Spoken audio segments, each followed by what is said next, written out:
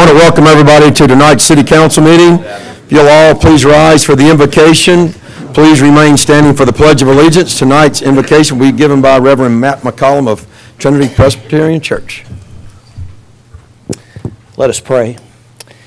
Gracious God, we thank you for your love for us and goodness to us and grace. We thank you for the blessings we've received from your hand this day, large and small. And especially we give you thanks for the benefits that are ours just by living in this community, enjoying the beauty of this land and the spirit of your people.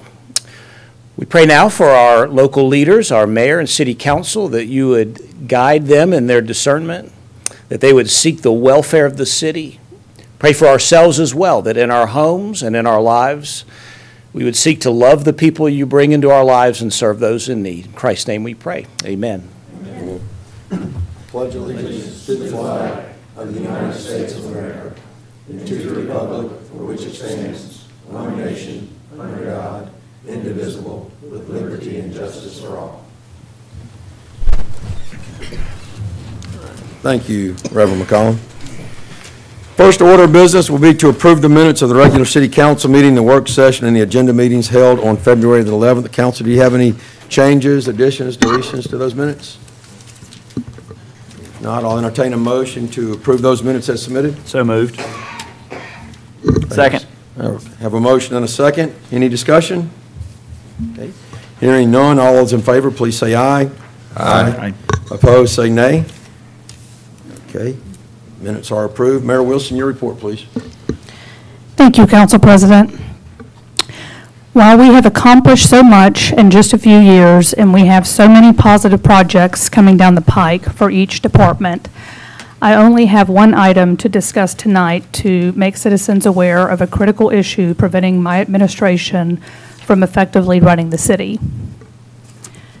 Since a few council meetings ago and the heated discussion about the lease purchase agreement for golf equipment, I have found out that there is yet another lease purchase that has become a problem for our city employees. In July of last year, we took possession of public works equipment leased to own through a local bank. I've reviewed dozens of emails that pertain to this lease, all that show our city attorney was one of the only two people intimately involved with the contract from 7 months ago. As his job requires, he was asked to provide an opinion on this very contract, a fact he is conveniently forgetting. His recent questions on this contract have unnecessarily called into question the good name and character of our city directors regarding the purchase process, a process which has been unchanged and in place since before this administration. These people were not involved 7 months ago and are working tirelessly to get this issue taken care of so the business of the city can proceed. Department heads have met with our city attorney to discuss their ongoing issues with a few councilmen. He hasn't been left out of conversation with these concerns since he was appointed last January 2018. I don't see any change on the horizon. It's abundantly clear that our city attorney doesn't have solutions or the desire to help the city move forward. Not only is it costing taxpayers, it's also a source of extreme frustration and low morale for our employees. Not to mention the elephant in the room, which is our city attorney is not interested in having any professional dealing with me as mayor, the chief executive officer of the city. If the city attorney has problems or questions with the process of the city he serves, processes approved by City Council, it would be logical to discuss the matter with the mayor and further recommend efficient changes to Council, not blame the ones who are following the rules. Our continued inability to get communication and engagement out of our city attorney causes infinite problems, frustration, and wasted hours of employees' time, all at a cost of $135,000 to our city in 2018. a number which has increased every year this term. When previously questioned about invoices that the city attorney has rendered for payment, I've been told the request isn't warranted and that, quote, his office will respectfully request City Council authorize and direct the treasurer to pay the invoices as presented. His requested resolution that pertains to this was one he put together for his own benefit and was unanimously approved in March 2018. When asked to see what the charges for the work entailed, the city attorney said, quote, you have the entire monthly breakdown and we can't dissect the individual items as requested. I didn't ask this because I was being nosy. I was asking this because as the chief executive officer of the city, it's my job to address City Council's concerns over legal fees. Without viewing the invoices, we can't manage what those dollars are being spent on. The reason legal fees are high is because the council-appointed city attorney's fees have soared.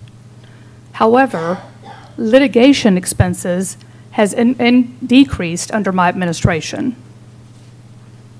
In keeping with the city attorney's trend to wait until the last minute to handle issues of major importance to the city, when asked why he didn't involve me in the communication about adding the council manager form of government to the general election, he said, quote, I specifically did not involve you on this emergency issue due to the confidentiality breach concerns.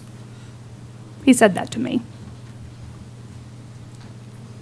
If our city attorney cannot communicate successfully and trust the mayor of the city he serves, how can he possibly be an effective city attorney? In normally functioning cities, it is imperative that the city attorney communicate and work with the mayor. But here in Fairhope, where our goal is to thrive, it takes even more significance. While several councilmen recognize this is not a good thing for the city, the majority do not. That's why I'm left to communicate this critical problem. We must figure out how to move forward and make progress. That's all I have for tonight. Thank you, Mayor Wilson. Next item will be public participation pertaining to agenda items. Items 5 through 8 are public hearings, so if you want to speak to those items, I'll ask you to wait until that item comes up on the agenda. If you'd like to speak to items 9 through 24, if you'll please come forward to the podium and state your name and address for the record.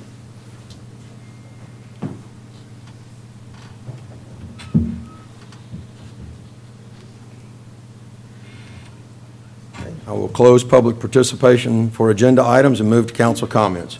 Councilman Robinson. Yes, sir. Thank you. I want to start by thanking our Public Works Department and our police officers for a very family-friendly KOER parade on Saturday night. You know, I know a lot of work goes into that behind the scenes that most people don't see and understand, but we appreciate everything you do, and that allows us to enjoy such a great event. We have 2 more parades coming up. We have the MOJ Ladies Parade that parades on Friday night, and then we also have the OOM Parade that parades on Monday night, so I look forward to those as well. And I wanted to touch base on some of Mayor Wilson's comments. Councilman Conyers and I did sit down with our city attorney and some of our directors last week, and I believe had a very positive meeting. There were a lot of the issues discussed, a lot of communication issues that I think can be remedied through better communication with all parties involved. You know, our directors are under a lot of stress and have a lot of things that they work on that are very tedious on a day-to-day basis. A lot of very important projects that are going on. And so sometimes, you know, things do get a little heated, and I understand that and I can appreciate that. But I personally feel that we are on the right track. And I would encourage everyone involved to continue to work on the communication. And again, and if counsel is needed, and I volunteered Mr. Conyers and I to help facilitate that in any way we can. And again, I'll be happy to do that. Anything we can do to help the process, to make things more efficient, and to keep things productive, I'm always willing to help in that regard. And that's all I've got to say. I appreciate it. Councilman Conyers? Yes, I got a couple comments tonight. First, just to give everyone an update on the library. I've had a lot of questions lately. The library is closed, and I know the project is taking longer than we had anticipated, but they have uncovered more items that needed to be addressed. The good news is that they've basically got the roof dried in, and the last rainstorm they did not detect any intrusion of water. So I think we may have gotten to the bottom of it. We certainly hope so. Right now, the goal is to have the library back open on March 11th. They're going to need at least probably 3 or 4, maybe even 5 days to deep clean the library to get rid of all the dust and everything that's been stirred up during the repairs. So they'll hit substantial completion date targeted on March the 5th, but it's going to take several days to get that back up and running so that the library can open. The project is about 60 to 65% complete at this time. So once the library opens up, it will still be under repair, mostly on the exterior at that point. But just wanted you to know they are working on it. And the good news is that after the rain, we didn't have any intrusion of water. The other item I wanted to bring up, and I know I may be beating the dead horse at this point, but the K1 Center, I know Council President asked me to check on something about that. As far as the K1 Center, I just want to make sure that everybody's 100% on board moving forward. I know we did not get the outcome we were hoping for with the grant proposal. I think everybody's still on board with going forward and purchasing it, and I just wanted to make sure that that's the intent of all the council members up here.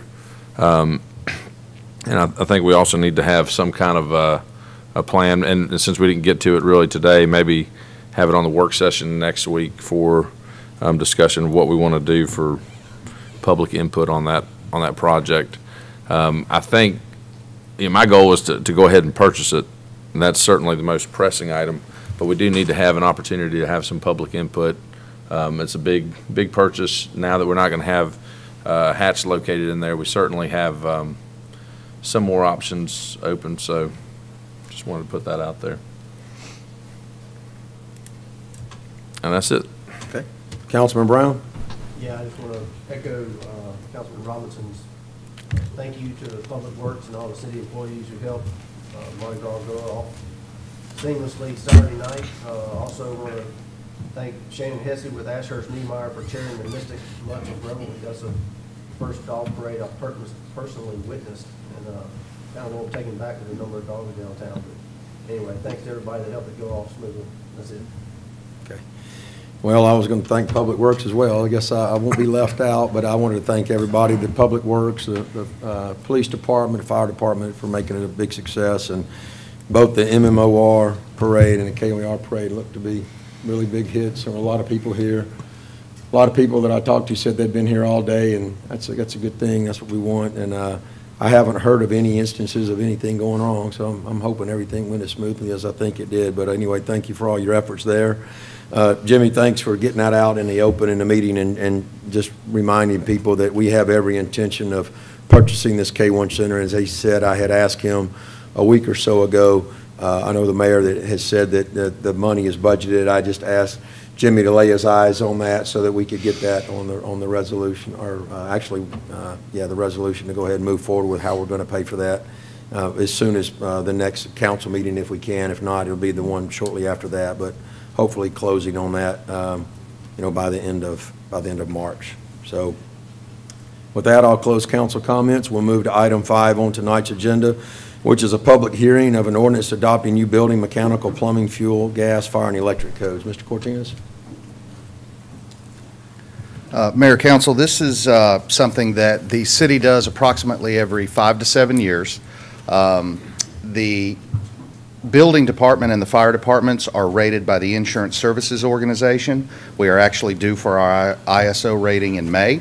We are currently enforcing the 2012 international codes. If you get more than 5 years out of date, you lose points on your ISO rating. So the proposal is to adopt the 2018 International Code Series, as well as several other subsidiary codes, energy codes published by the state, and some right-of-way updates to the Americans with Disabilities Act. Okay. Would somebody like to introduce this ordinance? I'll introduce it. Okay, thank you. Mr. Cortinez, you guys had a work session of sort, information Yes, session? sir. Yes, sir. One of the things that we have is a city-specific supplement. There are things that we deal with internally with the city that we have supplemental requirements. That's fairly typical with the cities. So we sent out invitations to builders and contractors and architects, engineers. We had an open house here in the council chambers last Wednesday night at 5 o'clock, and offered the opportunity for them to come and ask us questions. And to my knowledge, I think we were the only jurisdiction that did that, but I wanted to make sure folks understood what we were doing. We are proposing some additional requirements in different areas, and I wanted to make sure they knew what we were proposing and could ask questions if they had. How was that received? We had about half a dozen folks show up, so, you know. How were the new requirements received?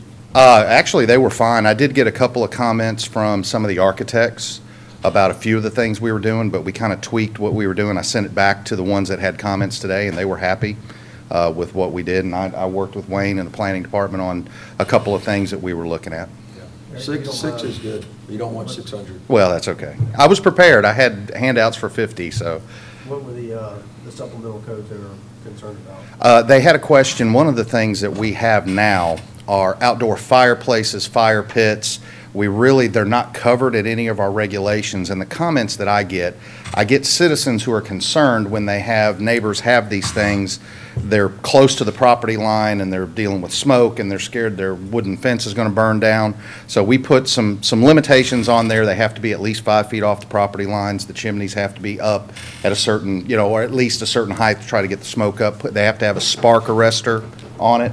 So, those were some of the things. We also had some drainage things that we would like to see implemented in some of our older subdivisions that don't have stormwater detention. They don't have ponds. They don't have infrastructure. So we talked about some requirements for pervious surfaces where you have a small lot and you take down a small house and you build a large house and then concrete it from one end to the other. We're going to require a lot of that interior paving and hardscape to be pervious to help deal with drainage, because that's one of the major things we get. I get drainage calls when we hadn't had rain in 3 weeks. Any other questions for Eric? Yeah, I want to look at that outside fireplace. I talked to a few architects when we left that meeting, and they Yes. told me their concerns. I had a few that I think we might be getting ourselves in a little bit of a... Sure, absolutely, Anyway. absolutely. Thank you. We'll now open up the public hearing. If you'd like to address this proposed ordinance, if you'll please come to the podium, state your name and address for the record.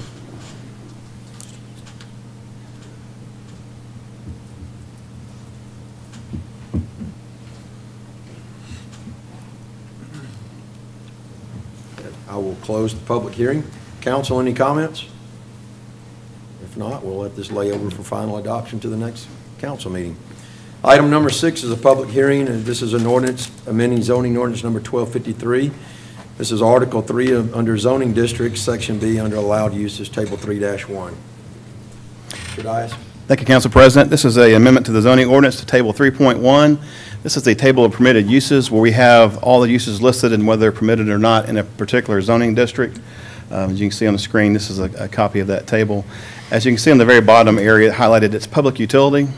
We ran across an issue that Richard Peterson had when they were going to install some infrastructure for the utilities in one of the districts that was not permitted. And so what our goal is to keep this consistent with what we have. If you notice on the screen, you have the dot that's not solid.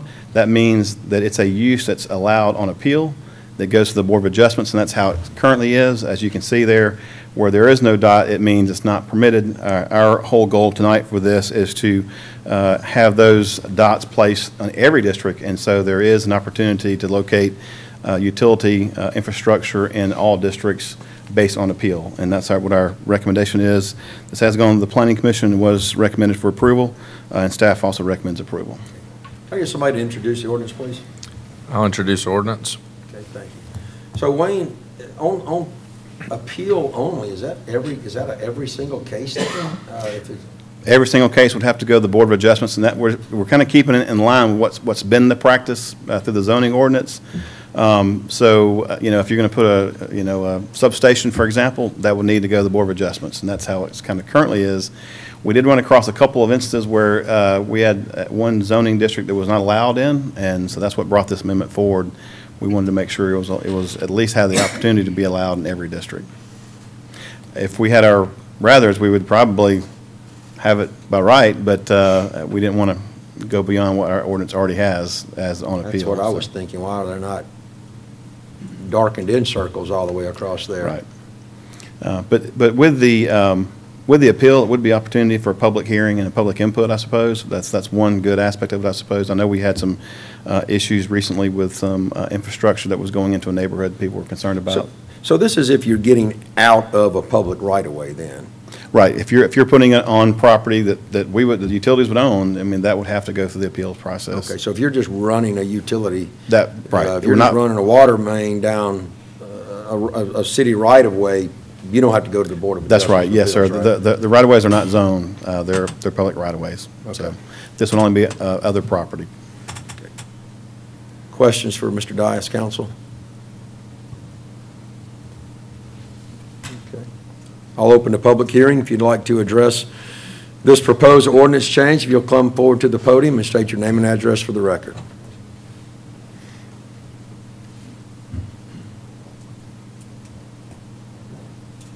Okay, I'll close the public hearing. Council, any final comments or questions? Okay, hearing none, we'll let this lay over for final adoption at the next council meeting.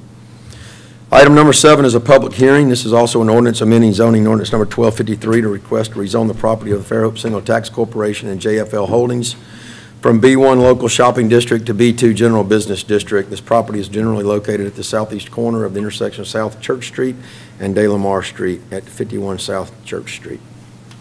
Thank you, Council President. This is, again, a rezoning, as you said, from B1 to B2. I would point out that the area that's across De La Mar is B2, the area across Church Street is B2, and the area that is going to be back towards Section Street is B2.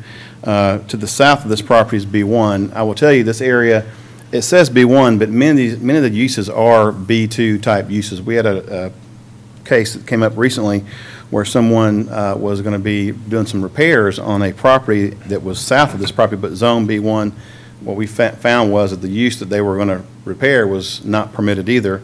It was non-conforming though. But this is a request again to go from B1 to B2. The purpose of this is for a restaurant and bar use in the existing building. The building is an historic building. We go into some detail in the staff report about that. Staff reviewed this very carefully. We feel like it's consistent with some of the surrounding properties and surrounding uses.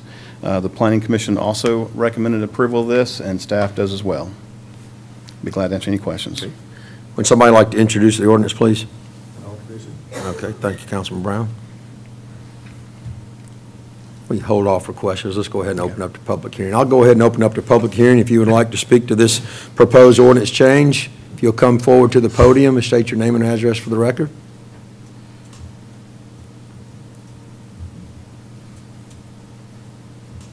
Okay, I'll close the public hearing, turn it over to council. Council, questions or comments?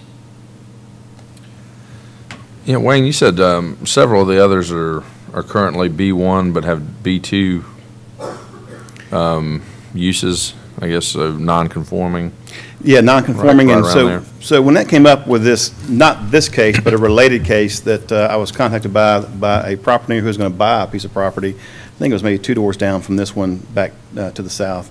it was B2, B1, but the use was a B2 type use. And so I researched that, and it appears that this property has been zoned B1 since maybe 1989 or 90, something in that neighborhood. Not sure how the uses were there. And again, many times the ordinances may change over time, and who knows how those things work out. But as it sits today, many of those uses are not permitted in B1, although they're there. They are non-conforming. And so with the property, subject property tonight, they wish to have a restaurant in there. They want to do some interior remodeling. They want to keep the historic architecture of it and the outside, but do some remodeling on the inside for a restaurant and bar type use, which is why they're here tonight asking for this rezoning. Is there any benefit to leaving it B1 but allowing a alternative use? You know, I don't. The majority of the central business district in Fairhope is B2. This is in the central business district. If you read the purpose statement for the central business district, it does mention restaurants and those kind of uses. So this would be in keeping with that purpose of the CBD. And so with that, and also the comprehensive plan makes references to the CBD and the uses that are more restaurant type uses. I think all that together, this would be in keeping with that. Would not be. I don't think it'd be out of character by any means, because I think all the surrounding properties are zone B2 or are being used with B2 uses in that vicinity. Yep. And they're leaving next year, right? Now that's our understanding. Now again, we don't have a historic district or any kind of guidelines, but what they've told us is they want to utilize that historic character of the home for their restaurant, and they think that's an asset to them, which I agree with. And so they've conveyed to us they have no intentions of changing it, you know, in any great means. They are going to do some interior remodeling, but nothing more than that was my understanding. Any other questions or comments, council? Okay, hearing none, we'll let this lay over for final adoption to the next council meeting. Thank you, Wayne. Item 8 is a public hearing. This is an ordinance to amend the zoning ordinance number 1253, a request to rezone the property of Superb Foods Incorporated R1 low-density single-family residential district to M1 light industrial district. This property is generally located on the south side of Nichols Avenue across from Hawthorne Glen subdivision. Thank you, Council President. Again, this is another rezoning. The current property is zoned R1. They're asking for M1. I will also point out with this one, we do have if you can see from the photography, maybe the next slide, it's zoned R1, but it has a office type use on the property. So it's currently non-conforming, even though it is R1 zoning there. The intended use, as I understanding, this property will be conveyed to Tony's Towing to be a part of their operation. It's approximately 1.3 acres in size, and again, we have an existing Tony's Towing sort of compound there, and they wish to actually move it over combine these two together. Staff reviewed this very carefully. There are neighborhoods in the area. We were concerned about that. However, a buffer will be required, and I believe the use is just more of a storage yard, nothing more than that. I don't believe we'll see any kind of repairs going on with any noise or smoke or vibrations, anything like that, just more of a storage yard. And the buffer will be required, which would be a barrier between, a visual barrier between the residences and the actual operation. And as you can see, it's pretty wooded also from the photography. This was heard by the Planning Commission, and they recommended approval, and staff also concurs with that recommendation. Would somebody like to introduce the ordinance, please? I'll introduce it. Okay, we'll go ahead and open the public hearing.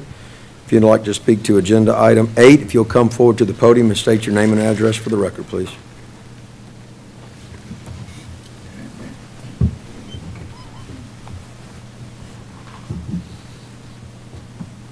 Okay, seeing no one, I will close the public hearing. Turn it over to the council. Council, questions or comments? I'd like to address the council on this a little bit. It's very rare that property is rezoned from R1 to light industrial. And in fact, we had an application on this very street just to the west of here and north. come to the Planning Commission a couple of months ago, and they asked to table it temporarily. We asked the Industrial Development Board for comments, and there's only there's really only two remaining pieces of land in Fairhope that are zoned light industrial, and one is along Nichols Avenue, which extends both east and west of the 4-lane, and the other is around the Fairhope Airport. And so the Industrial Development Board in that particular case had recommended that that piece of property that was M1 not be zoned B2, but the person wanted to put a restaurant on there, which they were not adverse to doing at all. They just didn't want to use up light industrial land because it's so hard to come by. And what they had recommended is to change one of the permitted uses in M1 to a restaurant. I mean, how many airports have you been to where they had a restaurant? All of them, right? So we thought it made more sense because that was one of the locations we thought, well, what's going to happen at the airport? Well, we thought, well, it might be easier to allow restaurants, and it might be on appeal in M1 as opposed to changing that property, which they coveted, to B2. So I say that to say, if you've got land in that industrial district and somebody's willingly wanting to make it industrial, I'm sure the Industrial Development Board would be happy to hear that. Have a vote of confidence for what the staff and the Planning Commission recommended.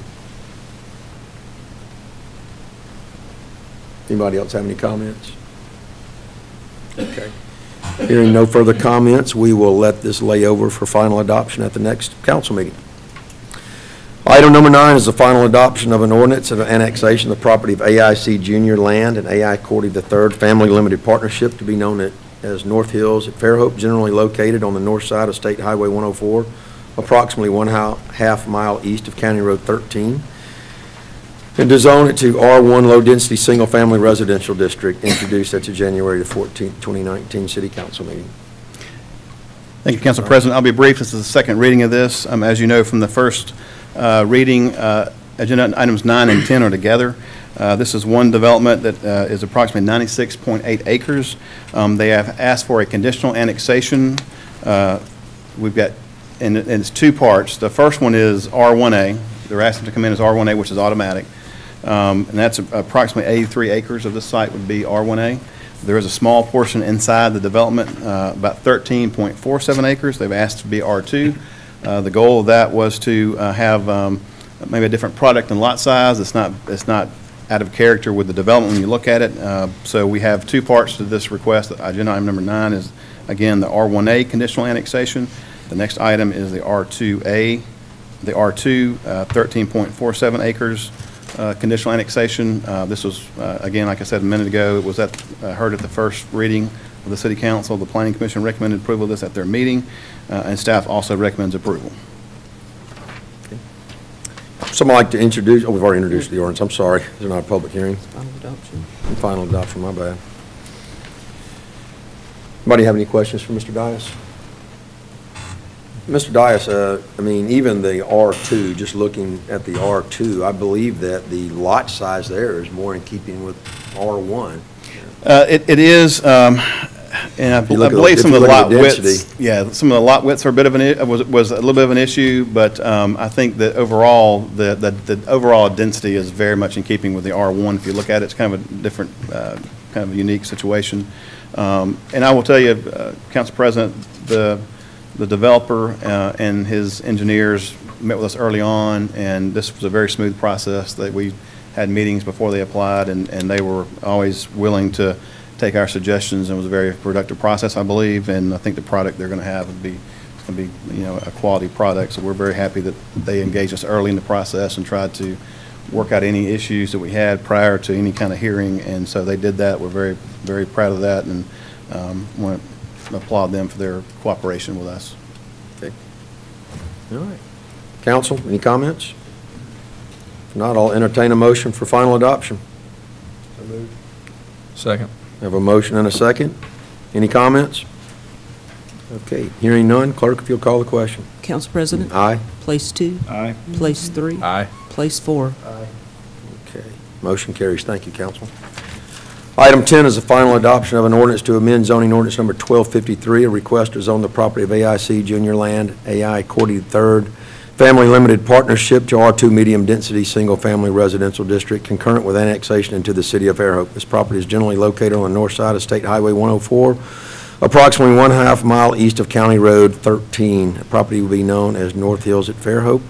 Also introduced at its January the 14th, 2019 City Council meeting. I believe that Mr. Dias has covered Phase 2 of this. That's correct. Anybody have any questions? Okay, if not, I'll entertain a motion for final adoption. Second. Have a motion and a second. Any further discussion? Hearing none, all those in favor, please say aye. Aye. I'm sorry, call the question. Council President, Aye. place 2, Aye. place 3, Aye. place 4. All right, motion carries. That's what happens when you Thank get in a you. hurry in it. Item 11 is a resolution that Fairhope City Council hereby accepts the gift of the Cattail Pond sculpture to the city of Fairhope from Constance Barkley Lewis, valued at $6,700. I believe this was discussed and decided upon to put on the agenda at the last work session.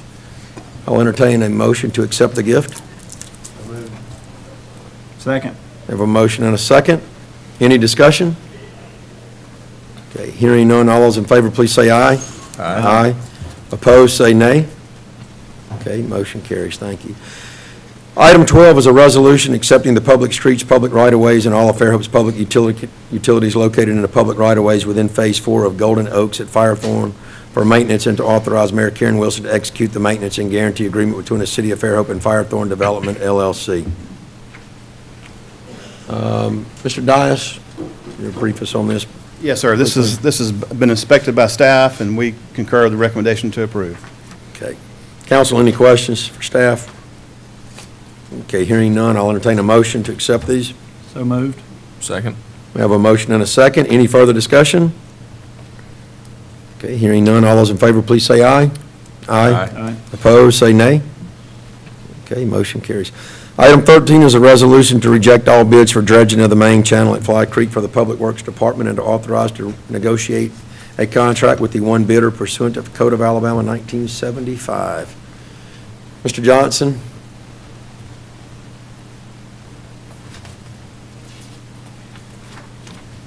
Yes, sir, Council President, Mayor, Council. We're asking to reject the bid and allow us to be able to at least go and sit down with the sole bidder and see if we can get a price that's more in line with what it should be and bring it back to you at a future date for consideration. Any questions for Mr. Johnson? Okay, if not, I'll entertain a motion to reject the bids and I'll authorize him to negotiate the contract. So moved. Second. Okay, we have a motion and a second. Any further discussion? Okay, hearing none, all those in favor say aye. Aye. Aye. Opposed, say nay. Okay, motion Thank carries. you. Thank you, Council. Item 14 is a resolution the City of Fairhope vote to purchase annual service agreements for the dispatch console for the Fairhope Police Department from Motorola Solutions as the sole source distributor and authorizes procurement based on the option allowed by Code of Alabama 1975, contractual services and purchases of products related to or having an impact upon security plans, procedures, assessments, measures, or systems, or the security or safety of persons, structures, facilities, or infrastructures. The cost will be $25,389.92. I will entertain a motion for this purchase. So moved. Have a motion and a second. Any further discussion? Okay. Hearing none, all those in favor, please say aye. Aye. Opposed, say nay. I will say that was almost on budget. Item 15 is a resolution. The City Council approves Goodwin Mills and Kaywood for an increase to the professional architectural engineering services for construction administration time, which has been a requirement of the project due to unforeseen conditions discovered and repaired during construction. Repairs to the library structure, 2017, and authorizes Mayor Karen Wilson to execute Amendment Number 2 to the contract with a not-to-exceed $9,548.35, with a total not-to-exceed amount of $123,482.35. I'll entertain a motion to approve the increase. So moved. Second. Have a motion and a second. Discussion. Who can answer a question for me? Would it be Mr. Peterson?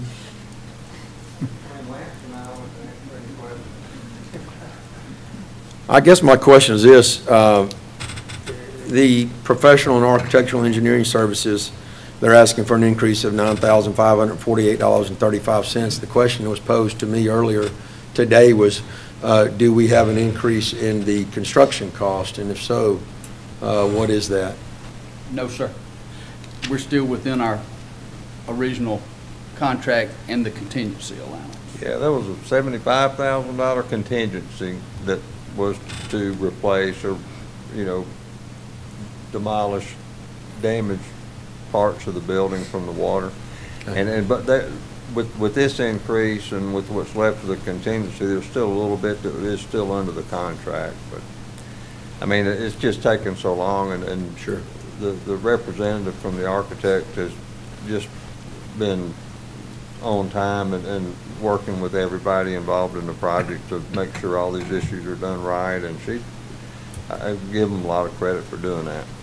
So if we spend this money and they go out and look for more, is it a chance they're going to find more things that need to be done, or is this? I think they kind of got a good feel for that right now. We've uncovered everything that has the potential to be a problem and are working to fix the problems that we found there. Everything else should be more aesthetic, and it should be finishes like painting the stucco. We're not looking anymore. Finishing, sealing the What was that, bricks. Lance? I'm not looking anymore. We're through looking. But everything else should be more cosmetic. Okay. All right, great. Thank you. All right, does anybody else have any questions? Okay, I believe we have a motion and a second. All those in favor, please say aye. Aye. Opposed, say nay. Okay, motion carries.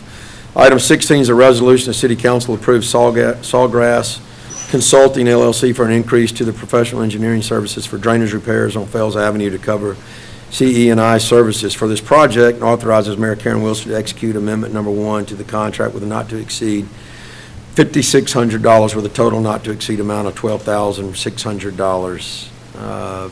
Can you speak to that, Richard? That's almost double. Yes, sir. Just so you know, this is a companion agenda item to number 18. This is a drainage project that you'll see the bid on 18. We got a great competitive bid in this case. I think 9 bidders responded, and we got a great price. This is, don't pass this one if you're not going to pass 18. So that's the only thing I can say. They go together. So this is for them to provide the CE&I on the project if it goes forward. Okay. All right, thank you. I'll entertain a motion to approve Sawgrass Consulting. So moved. Second. We have a motion and a second. Any further discussion? Okay, hearing none, all those in favor, please say aye. Aye. Opposed, say nay. Okay, motion carries. Thank you, council. Item 17 is a resolution the City Council approves the selection of CH2M Hill Engineers, or Jacobs Engineering, for professional engineering services to provide update of the water distribution system and verify data used in the model calibrations and hydraulic analysis of the water system, and approves and accepts the not-to-exceed amount of $65,000, and hereby authorizes Mayor Karen Wilson to execute a contract with CH2M Hill Engineers for the same.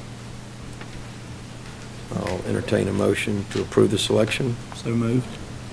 We have a motion and a second. Discussion? 35,000 under? Okay, is there a sister resolution to this one? Well, we're going to do a water production facility based on the information we get out. That'll be a little while later. Okay, all right, we have a motion and a second. Any further discussion? Okay, hearing none, all those in favor of the resolution, please say aye. Aye. Aye.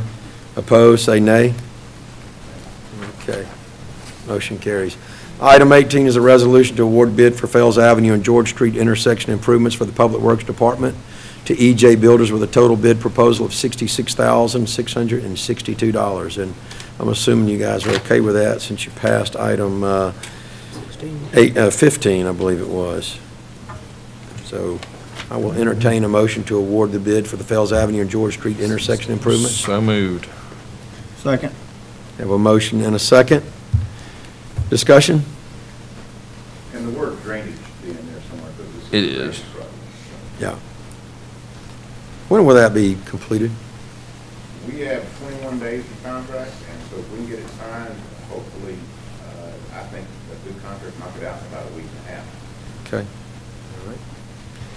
We We have a motion and a second. Council, all those in favor to award the bid, please say aye. Aye. Aye. Opposed, say nay. Okay, motion carries.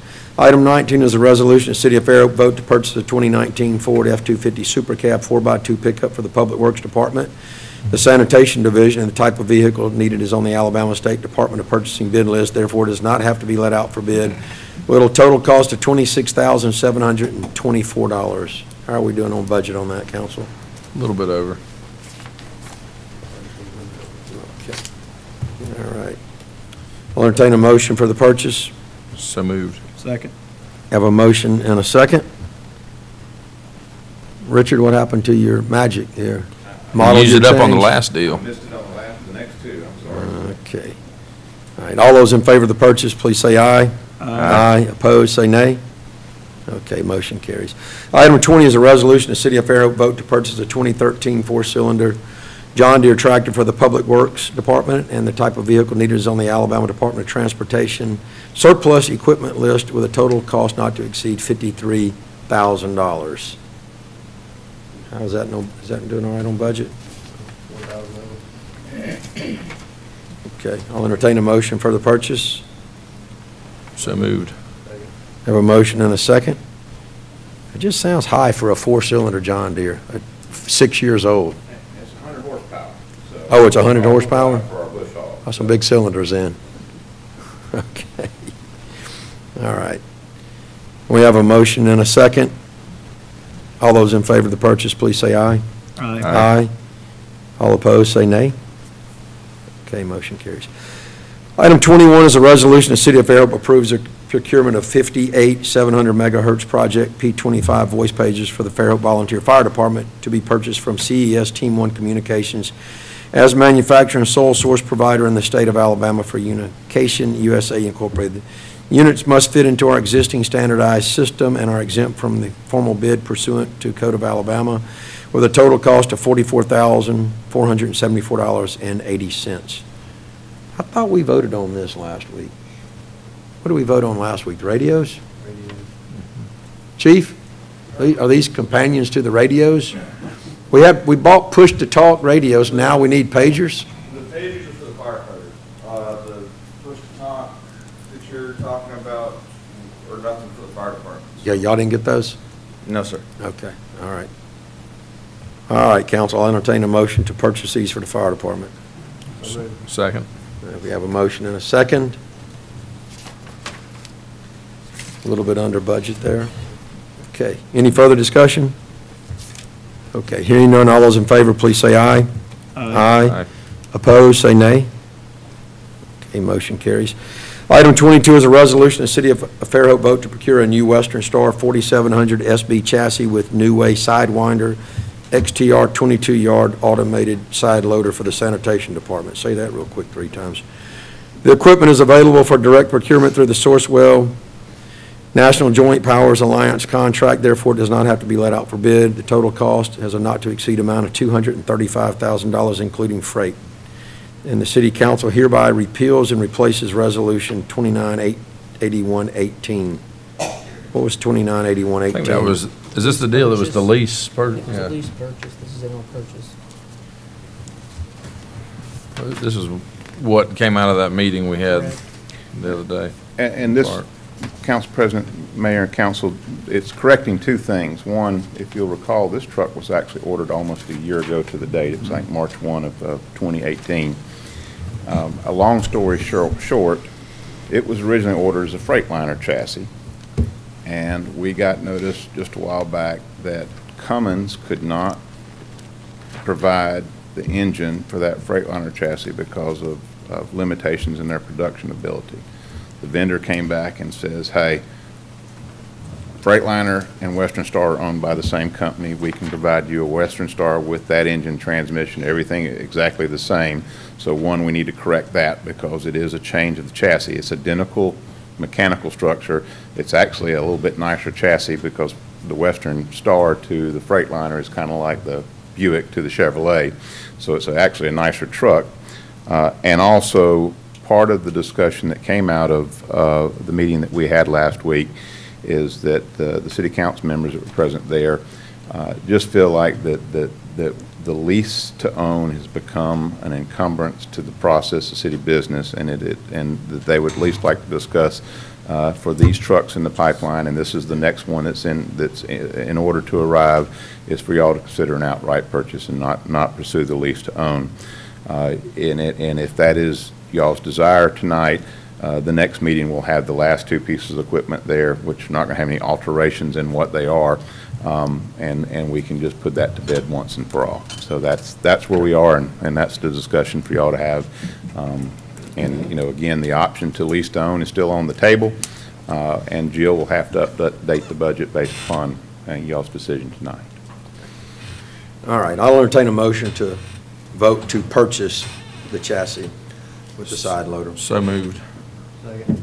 I have a motion and a second. Any further discussion? I like the fact that y'all decided to purchase this. Thank you for discussing that. Okay, all those in favor of the purchase, please say aye. Aye. Aye. Opposed, say nay. Okay, motion carries. Thank y'all. You're welcome, thank you.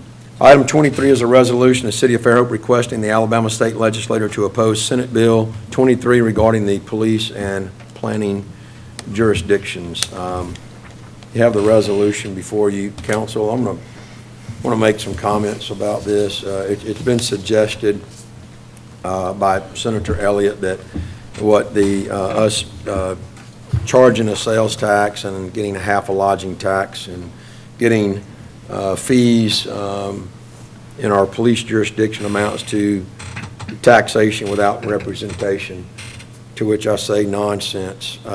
You vote where you live, and if you want to vote, you live in the city limits, and it's not tied to where you pay sales tax or lodging taxes, because if that was the case, every time we go out of town and you eat at a restaurant, I guess you'd say, well, I don't get to vote on your city officials. I'm not going to pay the taxes here. So I think that the police do a really good job of policing in our police jurisdiction. I believe that our fire, which is a volunteer fire department, which is heavily subsidized by the city, such as agenda item 21 just tonight points out, it was almost $45,000 in expenses. The money that we spend in our schools, the money that we spend for recreation goes a long way towards helping people outside of the city limits. If we were to pull it back, I understand that we could have some people that would annex into the city, but I don't think that they all would, and I don't think it would be instantaneous. And I think the loss of revenue, in fact, I know it would be instantaneous, and that'd be $1.5 to $1 3/4 million dollars, and there's no guarantee that we would get that revenue back. But I don't think that we would start laying off people in the police department and pulling back our support of the fire department, or pulling back support for the school, or pulling back support for anything that we support right now. Therefore, I think that we rightfully collect that.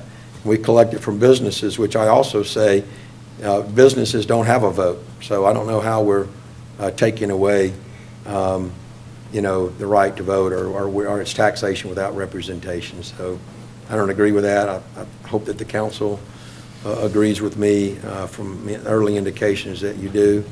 And I'll just, before I ask for a motion, I'll ask for any other comments from the council. Council President, it's also the planning jurisdiction. It's not just the police jurisdiction. Right, police and planning. I mentioned that when I talked about the fees. Yes, permitting jurisdiction. Can I say something? Yes, you may. I'm going to give the council an opportunity to speak. Yeah, so as far as pulling back the police jurisdiction, I was just talking to Lieutenant Hammer before the council meeting, before the work session, about the work of the Fairhope police on helping capture the criminal who've been breaking into the residence of South Fairhope, which I think if this was to pull back in the jurisdiction would be in the city limits, and we wouldn't have been much help in finding it. Yeah.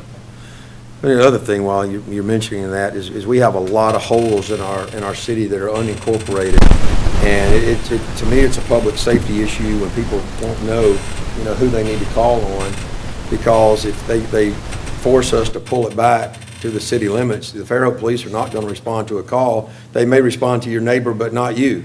And it's just, I think it's just very confusing. And the people that I've talked to that live on the fringes of the city, they want the Fairhope Police to cover their areas. I think they appreciate the job that they do. And that's no reflection on the Sheriff's Department, but I think that they feel a part of the community and they want to be policed by the Fairhope Police Department. Any other council members? I'll just say that I know Senator Elliott well and wanted an opportunity to catch up with him about this for tonight, but I haven't had a chance to catch up with him. But I think we heard from all the candidates for police chief at the time we held interviews that all four were opposed to bringing in that police jurisdiction, and they had several different reasons for that. Councilman Robinson, any comments? Mayor Wilson, your comments? What I wanted to mention is that the biggest issue with this bill is abolishing the police jurisdiction when you know Fairhope is the fastest growing city in a county that's the fastest growing county in the state. You know, taking one of the few tools we have to maintain smart growth it doesn't make sense at all. And I am going to send an edit to just that portion. I am, of course, for limiting the police jurisdiction only because the income that we get from the police jurisdiction doesn't even cover a quarter of the police department expense. And that expense does not increase each year with the overall expense that the police department is increasing. And we're currently staffed to patrol just our incorporated areas. This expense would be more if we added the police officers that we needed to police that whole police jurisdiction. So it's just not financially sustainable, and we do have to do something. Regardless if this doesn't go through, we have to have a plan to address this. Well, if we've got enough money to give $900,000 of sales tax away to the schools, we must have enough money to fund the police. And then earlier, it was like we just, had money to give away, and now we don't have enough money to staff the police. I don't think you can have it both ways. I just don't. We do have enough money because we're almost self-sufficient. But if the income is not covering half, and our police jurisdiction makes up more than half, and the time spent is about half, where are you going to make up that money? That's the part that's not sustainable. We can afford, and we're affording now, the police jurisdiction, but we are understaffed for the amount of population. Our population is almost $33,000 in the $33,000 in the police jurisdiction, and we have hired more officers. I think we're at 39 now, sworn officers, but Foley's doesn't exercise their police jurisdiction. Their population is like not even 17,000, and they have 60-something sworn officers. I mean, we don't have enough to give the service that most of the people are paying for, and most of that income comes, again, from our constituents. I think that you're quoting FBI statistics for how many people. No, I'm not. I'm just quoting the difference between Fairhope and Foley. When you said for the population, I think what you're referring to are the FBI statistics that say that you need so many officers per so many thousands of population, and I just don't think that Fairhope fits that mold. I didn't mention that in this conversation. I'm just comparing us to Foley, which is, another city with a similar population. All right, council, any more discussion? I will entertain a motion to pass this resolution to oppose the action. Second. I have a motion and a second. Any further discussion? We'll say that there was a group of mayors in Baldwin County that also adopted a letter in opposition to this Senate bill. Well, note, Mayor Wilson, and you have that right, did oppose that letter. Oh, no, I said it was all or nothing. The vote was for all or nothing. It wasn't like, how would you rather structure it? It was just as is, everybody here, yay or nay. That was the vote. All right, we have a motion and a second. Any further discussion? Okay. All those in favor say aye. Aye. Opposed, say nay. Okay, motion carries. Thank you, council. All right, item 23 is a request from Powena Lucky, the Fairhope Rotary Club Foundation, requesting approval of the Rotary State Cook-Off on May 10th, 2019 for street closures of Bancroft between Fairhope Avenue and Morphy and Johnson Street between Section and Bancroft from 3 p.m. to 11:30 p.m., and approval to allow alcohol on the city streets and alcohol contingent upon ABC license and approval. Officer Hamrick, any reason to deny this request? No, sir. Okay. Council, I'll entertain a motion to grant this request. So moved. Second. Have a motion and a second. Any discussion? I'm aware of the past cook-off without vote on it. Yes, you can. Yeah, I don't think you're gaining anything. Selfless, from shameless plug, but Robert is that. Yeah, it's pretty sad. I think it's just an awesome event, though. I want to say that. It's awesome. Okay, we have a motion and a second to grant the request. All those in favor, please say aye. Aye. Opposed, please say nay. Okay. Request is approved. Public participation. If you have anything else to bring forth before the council, please come forward and state your name and address for the record. We'll give you 3 minutes. How's everybody? I'm Randy Niemeyer, 216 Hawthorne in Fairhope. And I've got this down to under 3 minutes, so I'm just going to zip through it real quick. I'd like to address the recent activities of the Code Enforcement Department with respect to rental properties. Through some unknown initiative, they have been enforcing parts of an ordinance that the City Council passed 14 years ago.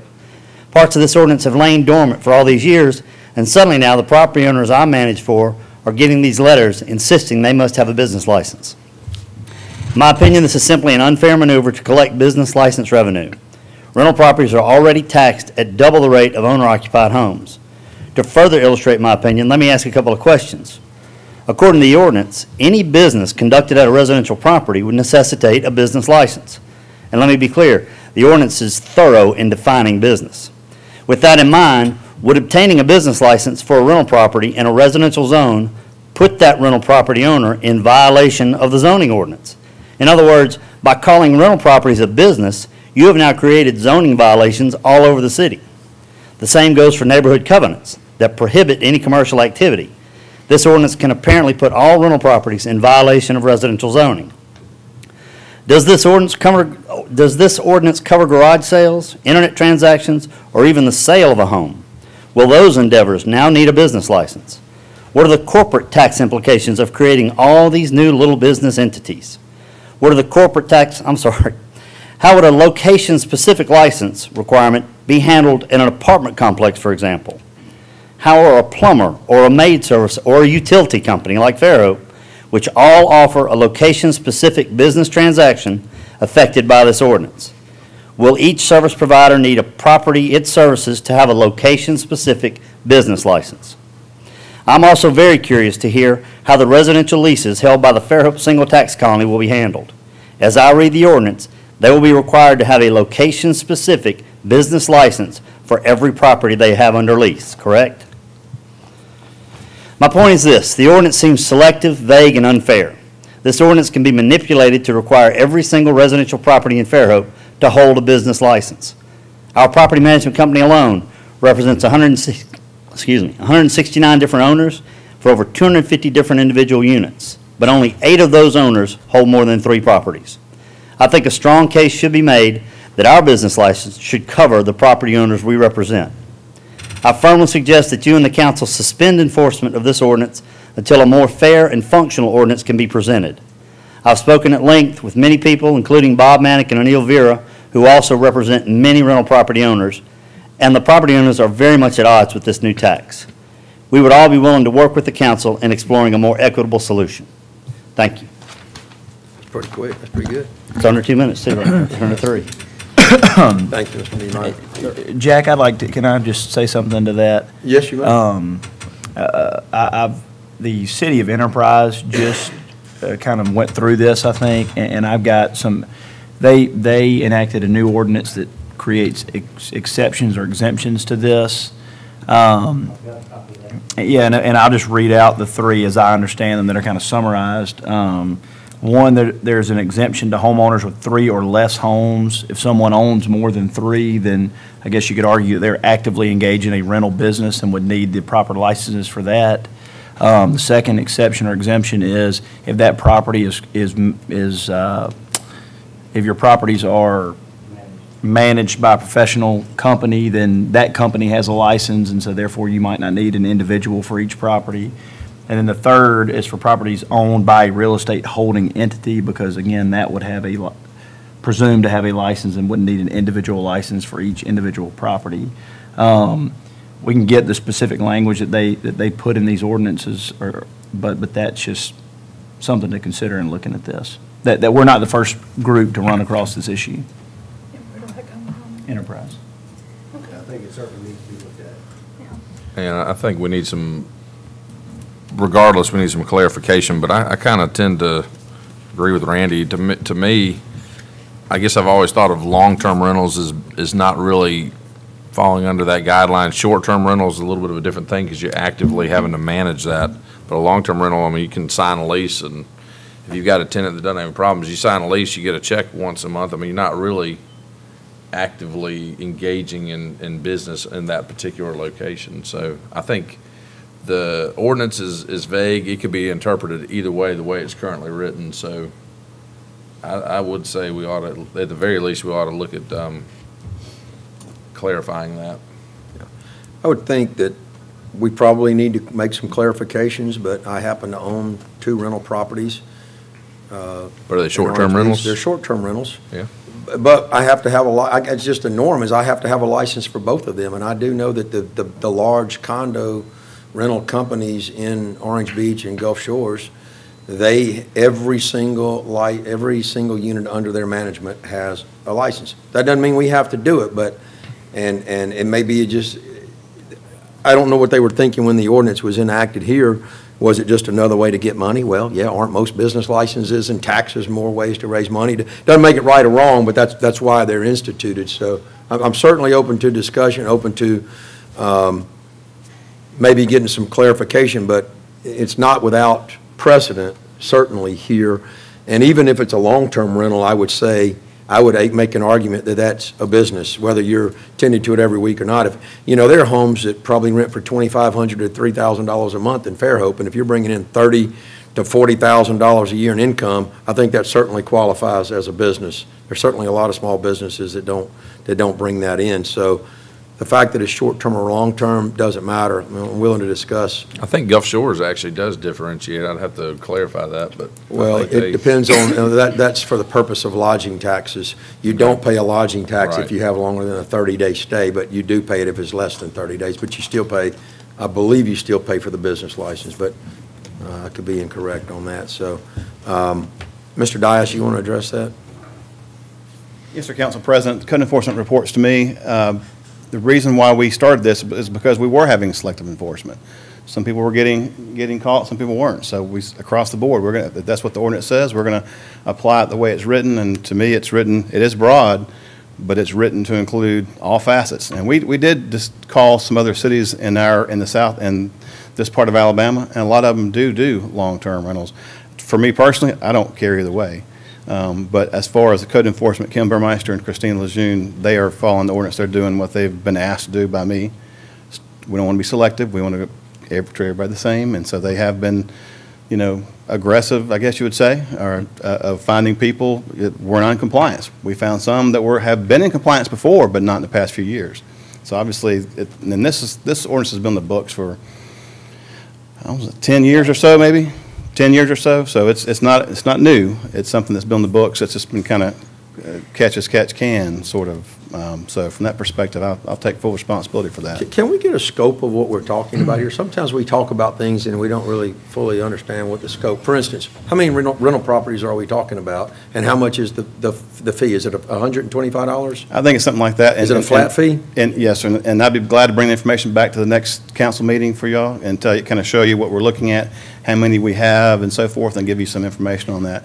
As far as amending the ordinance, you know, we're willing to participate and help in any way we can. It's our job to enforce the ordinance. We don't make the policy, we just enforce the policy. Yeah, and Wayne, I think you're exactly right. If we've got a rule in the books, and I think you have no choice but to enforce it as written. Right. You know, and I think you and your staff are right on for doing it that way. I mean, because if you get into the, right now it's a little vague, and it feels like maybe we maybe need to tighten up the language, but if, you know, that's a lot better than selective enforcement. Right. And so I think that's.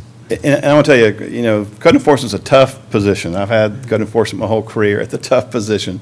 Not one that gets a lot of friends, but I can tell you that Kim and Christina take it very seriously, and they're very professional. And I know that's upset some people, but that is what it is. And like I said, we'll be glad to participate in any kind of amendment that you would like us to, and find something that meets the desires of the council, and we'd be glad to do that, and we'll enforce that just like we do everything else. So I just want to kind of clear up where all this came from. So, Thank you, Wayne. Thank you. If I may, Mr. President, added to that, a lot of this started because we were recognizing on Airbnb there were more and more places coming up for rent, short-term and longer term, and we weren't getting lodging taxes.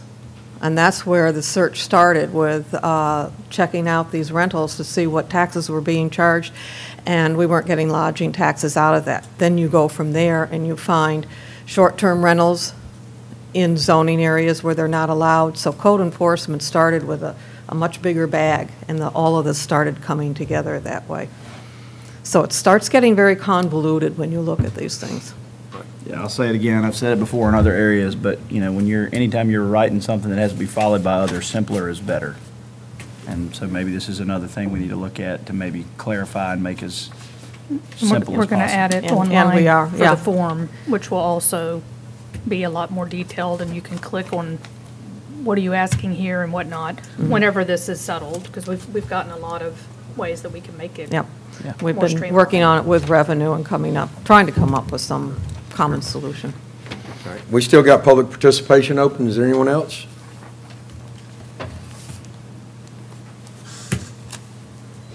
Okay, if not, I'll close public participation, and I'll ask for a motion to adjourn. So moved. Second. We have a motion and a second. All those in favor say aye. Aye. Opposed, say nay. All right, we're adjourned. Thank you.